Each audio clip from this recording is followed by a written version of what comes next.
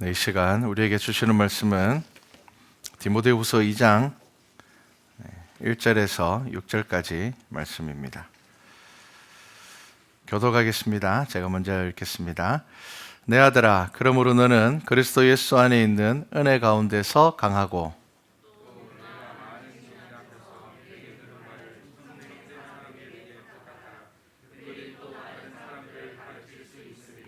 너는 그리스도 예수의 좋은 병사로 나와 함께 고난을 받으라.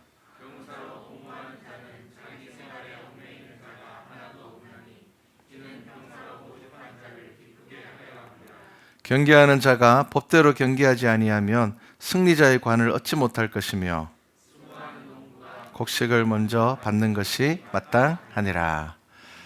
아멘.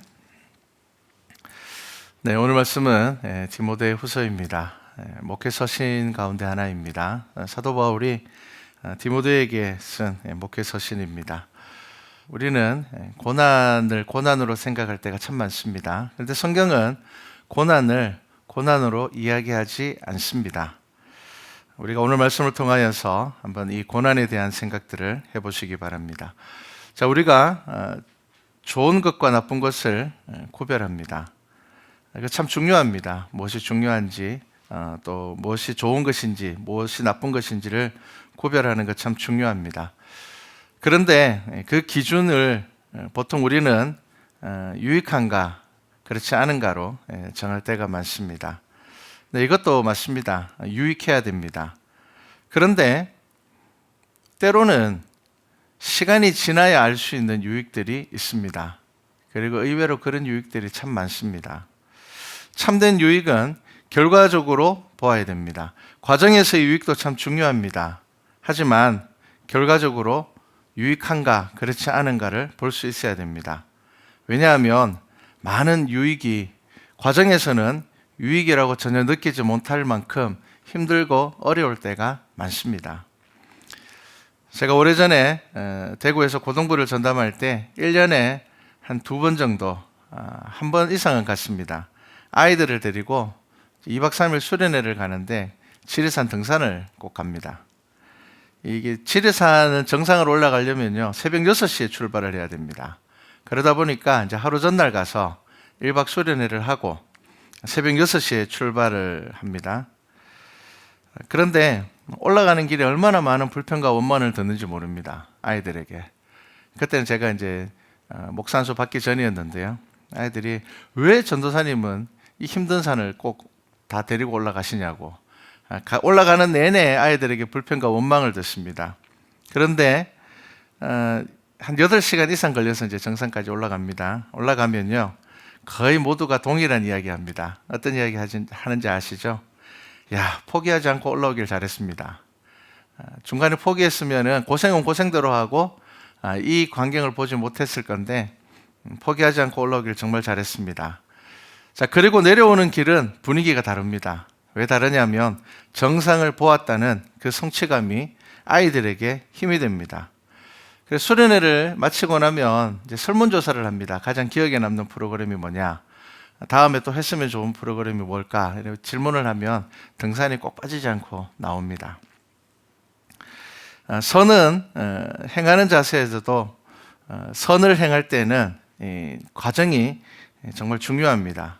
아무리 결과가 좋다 하더라도 과정이 정직하지 않고 선하지 않으면 하나님께서 그거 기뻐하지 않으십니다. 마찬가지로 이 유익도 과정이 정말 중요한데, 그런데 이 유익에 있어서 이 과정은 고난일 때가 참 많습니다. 그래서 우리가 이 고난으로 인하여서 참된 유익의 결과를 보지 못할 때가 많습니다. 고난과 유익에 대한 올바른 생각을 가지지 않으면 우리는 시험에 자주 빠지게 됩니다. 그래서 우리는 종종 고난 가운데서 이렇게 이야기를 합니다. 왜 하느님 저에게만 이런 일을 주십니까? 왜 다른 사람들은 다 편안하게 사는 것 같은데 왜 저는 이렇습니까? 제가 무슨 큰 죄를 지었습니까? 예수님 당시에 사람들의 기본적인 생각은 돈이 많고 권력이 있고 건강하면 그 믿음도 좋은 것으로, 하나님께 복을 받는 것으로, 반대로 가난하고 힘이 없으면, 건강하지 않으면 그 믿음에 문제가 있는 것으로, 하나님께서 그를 벌하시는 것으로 생각을 했습니다. 우리는 그것이 잘못되었다는 것을 압니다. 그런데 여전히 우리들도 그렇게 생각할 때가 많습니다. 지식적으로는 그게 아니라고 이야기하면서도 우리의 삶 안에서는 그 문제에서 우리는 부닥치고 고난을 당할 때가 많습니다. 우리는 보이는 것을 기준으로 서로를 구분하고 나누며 그리고 자신의 자리를 확인하려고 할 때가 많습니다. 그래서 고대 사회에서는 계급제도는 기본이었습니다. 계급제도가 없는 나라가 없었습니다. 그리고 그 계급제도를 유지하기 위해서 많은 종교적인 사상들이 만들어졌습니다. 그 중에 하나가 뭐냐면 윤회라는 것입니다. 불교는 윤회를 믿습니다. 우리는 전혀 윤회를 믿지 않습니다. 하지만 불교를 만든 석가라는 인물은 윤회를 믿지 않았습니다. 오히려 제자들이 윤회에 대해서 질문을 했을 때 그것은 잘못된 것이라고 이야기를 했습니다. 석가는 힌두교 문화에서 태어났습니다. 우리가 잘 아는 인도에서 네팔이라는 곳에서 태어났습니다. 그런데 힌두교 문화에서 태어난 석가는 자연스럽게 계급제도 안에서 부유한 삶을 살았습니다. 그런 그가 구도자의 삶을 살면서 깨달은 것이 뭐냐면은 인간은 평등하다는 겁니다. 모든 인간은 평등해라는 것을 깨달았습니다. 그런데 힌두교는 평등하지 않습니다. 지금도 거기는 이 계급 제도로 인하여서 아주 큰 잘못된 그런 구조들을 가지고 있습니다. 그런데 그런 이 힌두교의 계급 제도를 바라보면서 그가 깨달은 것은 모든 인간이 평등하다는 것이었는데 바로 이 계급주의와 그리고 이 계급주의를 지지하는 윤회로 인하여서 사람들이 평등하지 못하다는 것을 깨닫게 됩니다. 힌두교에서는 크게 네 가지 계급으로 사람들을 나눕니다. 처음에 재류애가 이제 브라만이라는 종교적인 귀족입니다. 그리고 두 번째가 이제 크세트리아라는 일반적인 귀족, 정치인들, 군인 이렇습니다. 그 다음에 세 번째가 바이아라고 하는 일반 이제 서민들, 평민들입니다. 그리고 수드라라고 하는 천민의 계급이 있는데 이 천민 계급은 다시 7개로 나눠집니다. 그래서 우리가 불가촉 천민이라는 이야기를 좀 들어보셨을 겁니다. 그런데 불가촉 천민보다 훨씬 더 낮은 천민들이 있습니다. 일반 사람들하고 눈도 마주치면 안 되는 계급들이 있습니다. 윤회에 의하면 전생에 아주 선한 일을 한 사람은 높은 계급으로 태어납니다. 그리고 큰 죄를 지은 사람은 낮은 계급으로 태어납니다. 그렇기 때문에 천민에게는 지금의 삶이 죄의 결과입니다. 그래서 그들은 강도를 당하고 때로는 불합리한 일을 당해도 소극적입니다. 그거에 대해서 그냥 그러려니 하고 받아들입니다. 왜냐하면 자기 전생에 그만큼 큰 죄를 지어서 자기가 낮은 계급으로 태어났기 때문입니다. 그래서 지금의 삶이 죄의 값이기 때문입니다. 고난은 피할 수 없는 것이고 고난은 그냥 고난일 뿐입니다. 그리고 현세에서 더 나은 삶을 기대해서는 안 됩니다. 내가 돈 많이 벌어서 성공해야지 이런 거 안 됩니다. 왜냐하면 지금의 삶이 죄의 값이기 때문에 더 나은 삶을 기대하면 안 됩니다. 반면에 귀족들은 전생의 보상으로 귀족으로 태어났기 때문에 높은 계급으로 태어났기 때문에 대부분의 죄가 용서가 됩니다. 우리가 보통 인도에서 일어나고 있는 사건들을 보면 왜 이런 사람들이 그냥 풀려나지? 이만큼 잘못했는 사람들을 왜 그냥 놔두지? 라는 생각이 들 때가 있습니다. 왜냐하면 이것이 윤회 사상이 가지고 있는 부분입니다. 그러니까 결국 윤회는 힌두교의 계급을 유지하기 위한 수단임을 석가는 깨닫게 됩니다. 그래서 석가는 제자들에게 윤회는 잘못된 것이라고 이야기를 했습니다. 그래서 석가의 불교는 석가가 죽고 난 다음에 쇠퇴하게 됩니다. 왜냐하면 이 인도라는 나라는 힌두교는 철저하게 계급사회인데 석가는 모든 인간은 평등하다는 것을 가르쳤습니다. 그러다 보니까 많은 사람들이 따랐지만 시간이 지나면서 이 석가의 가르침은 쇠퇴하게 됩니다. 그래서 이 불교가 소승불교입니다. 그래서 석가의 가르침을 지금 또 따르는 불교는 소승불교입니다. 그리고 지금 대부분의 불교는 대승불교입니다. 소승불교는 구도자의 삶, 즉 철학입니다. 하지만 지금 대승불교는 석가가 죽은 후 700년이 지나고 이제 우리나라 말로 번역되기는 용수라는 사람입니다. 남인도의 브라만 계급, 그러니까 가장 높은 종교적인 귀족 계급인 사람이 윤회와 같은 종교적인 교리를 추가해서 그가 창시를 한 것이 대승불교입니다. 그래서 불교 사회 경제 사상이라는 이 박경준 씨가 지은 책에 보면은 이런 이야기가 나옵니다. 윤회는 불교 고유의 사상이 아니고 힌두교의 사상이다, 이렇게 이야기를 합니다.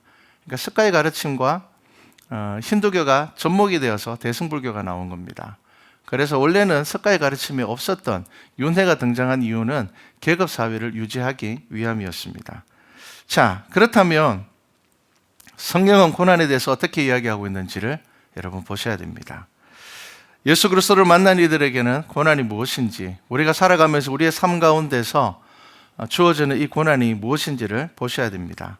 성경에서 고난은 모든 사람에게 주어진 것이라 말합니다. 여러분, 고난 없는 삶이 없습니다. 우리 부자라고 해서 아무 고난 없습니까? 건강하다고 해서 아무 고난이 없습니까? 그렇지 않습니다.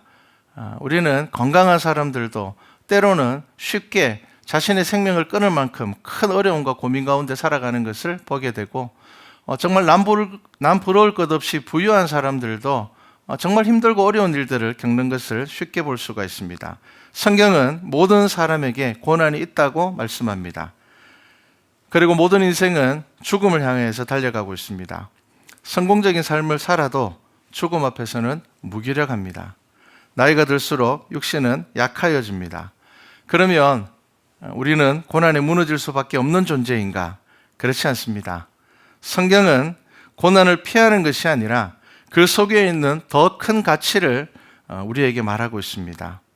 고난은 죄로 인하여서 우리에게 주어진 것이지만 예수 그리스도를 믿고 예수 그리스도를 주로 고백한 우리들에게는 하나님의 뜻대로 살기 위한 과정이 되기도 하고 하나님의 뜻을 발견하는 근거가 되기도 합니다. 고난을 통해 죄인인 우리의 자리를 확인하게 됩니다. 하지만 성경은 고난을 통해서 우리가 절망에 빠지는 것을 말하지 않습니다. 고난을 그냥 고난으로 받아들이라고 말하지도 않습니다. 오히려 고난에 대해서 당당하게 대할 것을 우리에게 말씀하고 있습니다. 베드로전서 3장 17절에 이렇게 말씀합니다. 선을 행함으로 고난받는 것이 하나님의 뜻일진데 악을 행함으로 고난받는 것보다 나으니라. 자, 선을 행하여도 고난을 받습니다.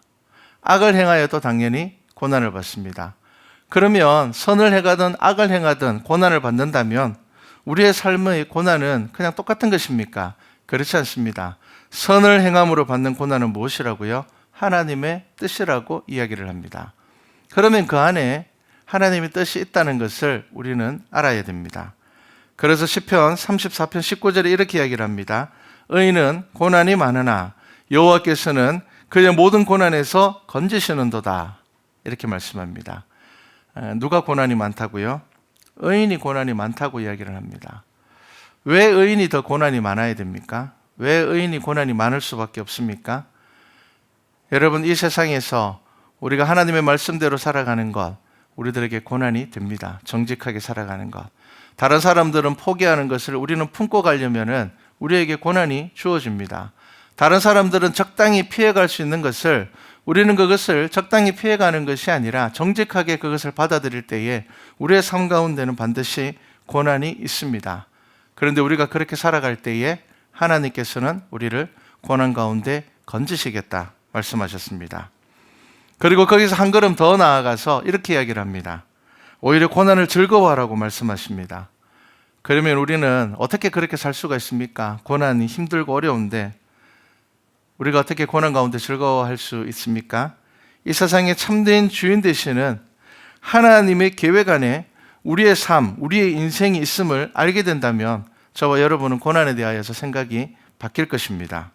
그리고 그 고난 가운데서 우리가 생각하지 못하는 참된 가치를 발견하게 될 것입니다. 그래서 야고보서 5장 13절은 이렇게 말씀합니다. 너희 중에 고난당하는 자가 있느냐? 그는 기도할 것이요. 즐거워하는 자가 있느냐? 그는 찬송할지니라. 이렇게 이야기를 합니다. 이 두 가지는 똑같습니다. 여러분, 기도와 찬송은 같은 말입니다. 찬송은 곡조 있는 기도거든요.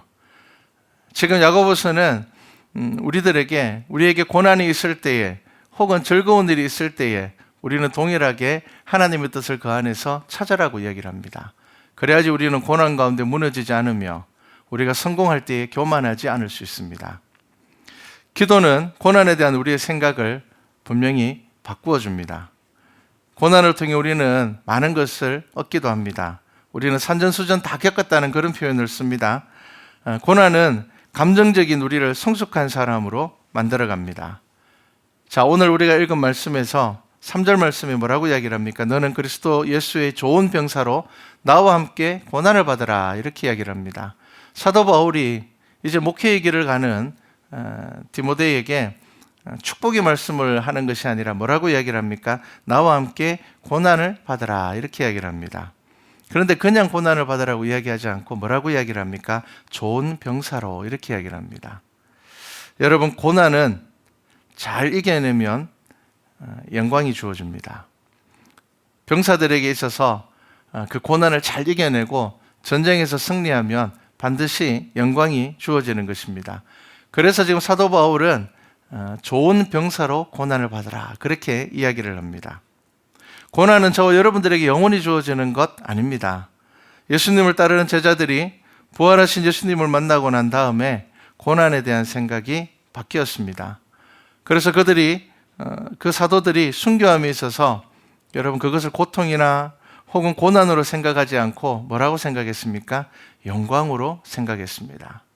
뭐라고 이야기를 합니까? 내 주님께서 가신 길을 이제 나도 가는구나.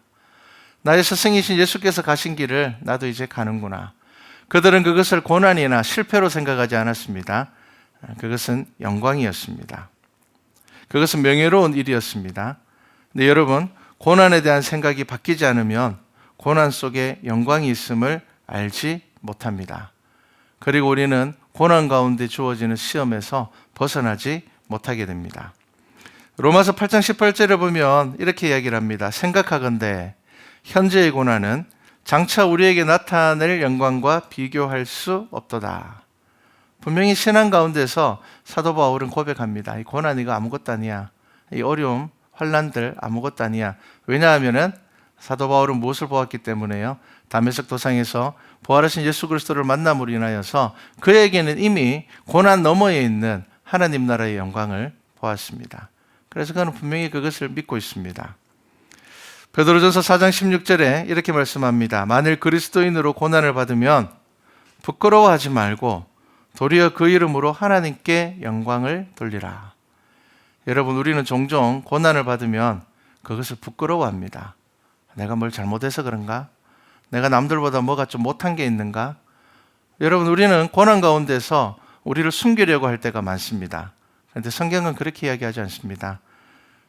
고난을 받으면 부끄러워하지 말고 도리어 하나님께 영광을 돌리라. 내가 정직하게 살기 위하여서, 내가 하나님의 뜻대로 살기 위하여서, 내가 성경의 가르침대로 살기 위하여서 내 삶 가운데 주어지는 고난이 있을 때에는 여러분 뭐라고요? 그것에 대하여서 하나님께 영광을 돌리라. 그렇게 말씀하고 있습니다. 빈민의 대부 마리오 정이라는 사람이 있습니다. 남아메리카 페루에 찬차마요시라는 이 시가 있는데 여기에 최초로 한국인으로 시장이 된 분입니다. 아마 영상을 보신 분들이 있을 거라 생각합니다. 그 도시에 가면 그 도시의 벽면에 영어로 마리오 정이라고 많이 적어놨습니다. 과연 그 사람이 누구일까? 사람들은 마리오 정이라는 사람을 너무너무 좋아합니다. 그래서 사람들에게 물어봅니다. 마리오 정이 누구냐? 그러니까 이렇게 이야기를 합니다. 우리 시의 시장이고, 그리고 그 사람은 약속을 잘 지키는 사람이고, 못하는 것은 못한다고 말하는 사람이다. 그게 그 시에 살아가는 사람들이 마리오 정이라는 사람에 대한 평가였습니다. 자, 그러면 그 나라에서 태어나서 자란 사람도 아닌데 어떻게 한국 사람이 그 먼 곳에서 시장이 되었을까? 그분은 시장이 되고 싶어서 시장이 된 것이 아니었습니다. 많은 사람들에게 인정받고, 그리고 많은 사람들이 그를 정말 좋아하기 때문에 어느 당에서 추천을 해서 이제 시장 후보로 나와서 시장이 되었습니다. 근데 그분의 삶을 보면요, 많은 사람들을 배려합니다. 그리고 시장으로서 자기가 받는 월급도 그 지역의 학교들에 기증을 하고 아이들에게 도서관을 만들어주고 놀이터를 만들어주고 그렇게 살아갑니다. 그럼 도대체 그분은 도대체 어떤 사람이기에 그렇게 살아갈 수가 있었을까? 뭐 부유하거나 정말 심적으로 안정된 사람이기 때문에 그렇게 살아갈 수 있었을까?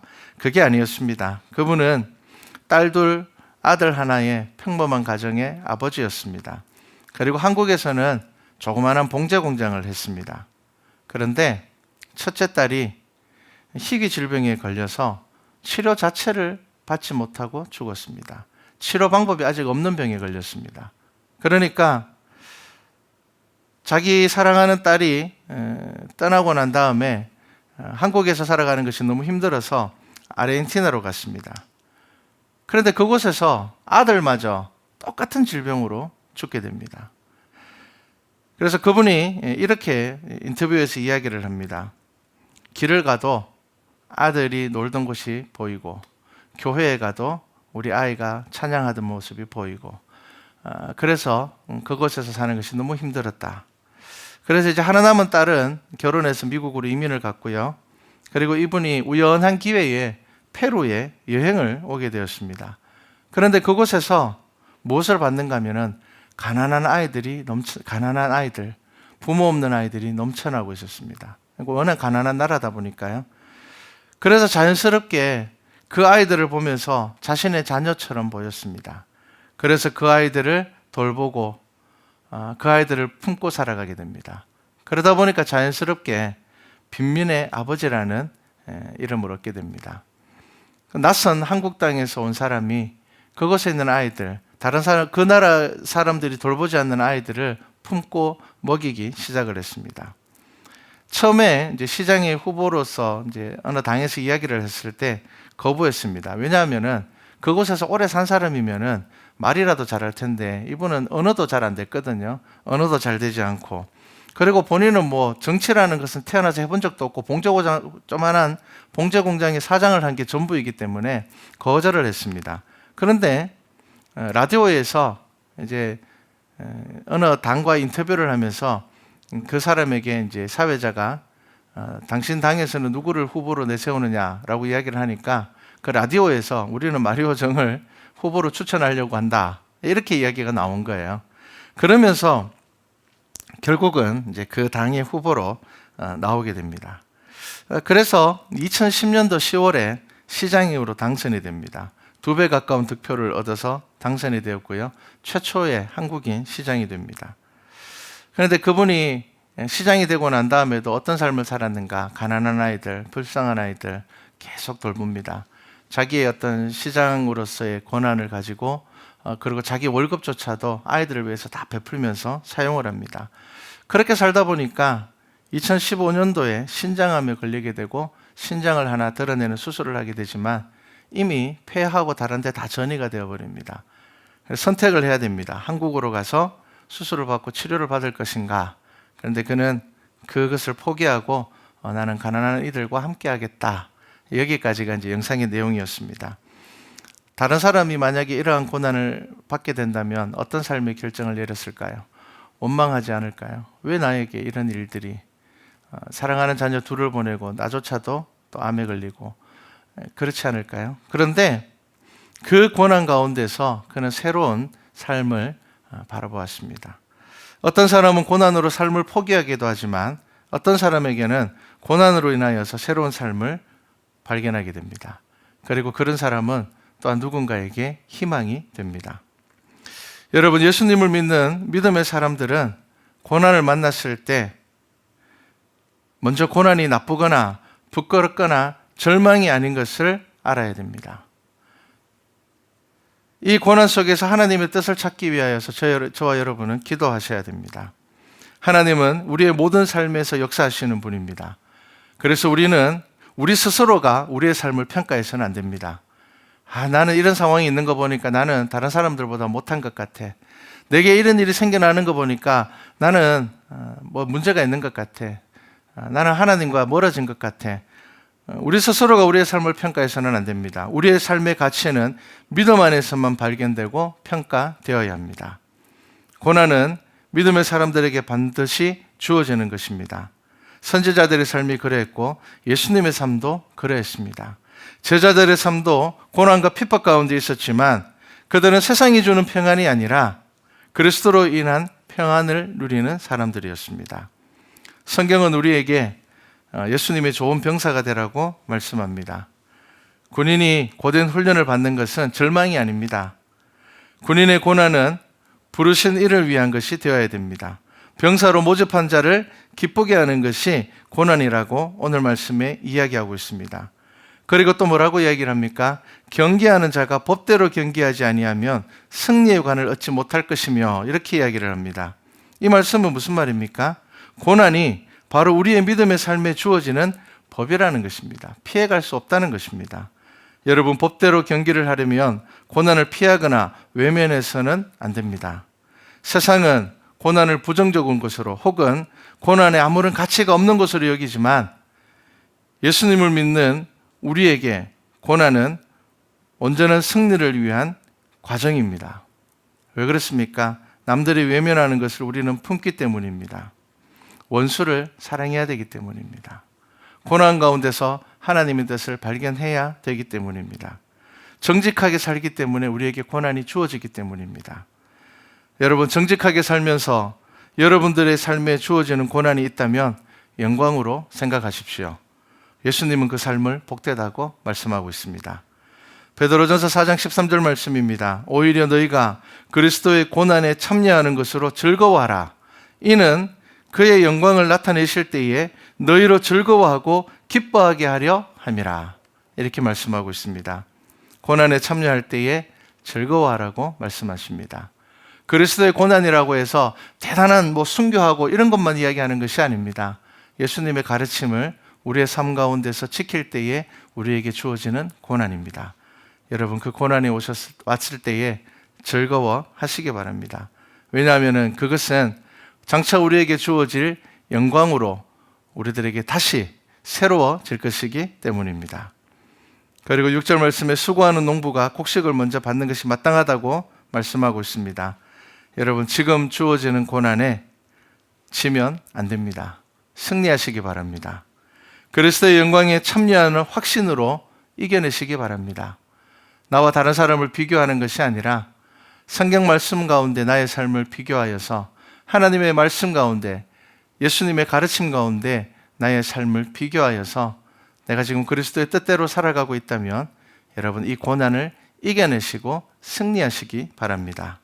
우리 말씀과 찬양교회 모든 성도들은 그리스도의 좋은 군사가 되셔서 우리가 하나님의 영광에 참여할 수 있기를 주님의 이름으로 축복합니다.